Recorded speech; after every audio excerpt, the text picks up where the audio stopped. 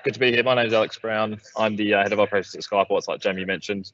So we've been working with Stephen and his team at the NHS for the past couple of years now, and we did the first drone delivery project back in May. Has the PowerPoint here disappeared, or am I seeing the wrong screen here, Victoria? Oh, there we go. It's back. Cool. So Stephen's given a bit about the NHS's perspective on the project we did, and I'm here today to give you a bit of an operational perspective as well. Well, the easiest way to sort of kick this off would be just with showing you a video of, what the drone sees as it flies. So maybe, Victoria, if you could hit play on that video, please. There's a lovely soundtrack to it. You can mute the soundtrack.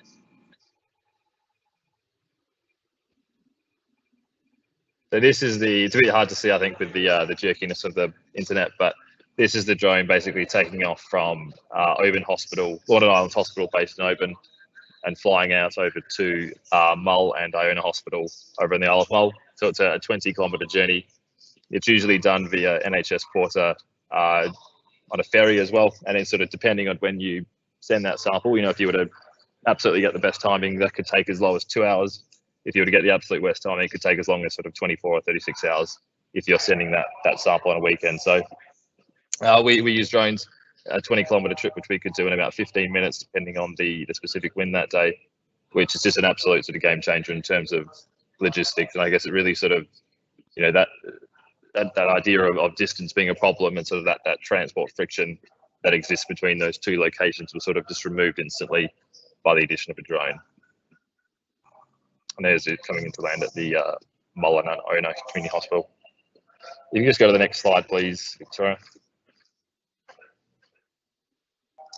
So over the course of the sort of the 1 to 2 week proof of concept we did, and you can see a photo of the drone on the right there, which we used, and that's actually me packing the drone.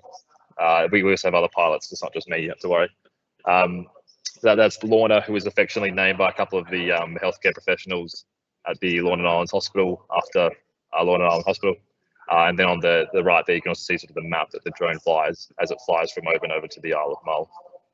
And below that, for any sort of, drone nerds on the call, you can also see the altitude profile that the drone flew. But over the course of the week, we did 40 direct flights between the two hospitals, and sort of testing different things at different points during the week. So when we were trying to test the maximum number of flights we could do during the hospitals, that was about 15 flights we could do in a day. So it really gives you an idea, of the number of flights and the amount of cargo you could be sending back and forth when operating these at scale. Average flight duration was 17 minutes, but again, that sort of fluctuated a bit depending on the amount of wind we had there. Average speed of 83 kilometres, went as high as 120 kilometres depending on the winds. For this project, we were carrying just basic medical equipment, what we would classify non-dangerous goods, so basically everything excluding sort of pathology samples, etc. We'll of course be carrying them in our next project, which Stephen mentioned before. In terms of airspace is sort of one of the key things that we look at. We use what's called a temporary danger area to facilitate the drone operations. We had 2 adjacent TDAs to facilitate the operation, and that's all in an attempt to really minimise the airspace which we're restricting from other people.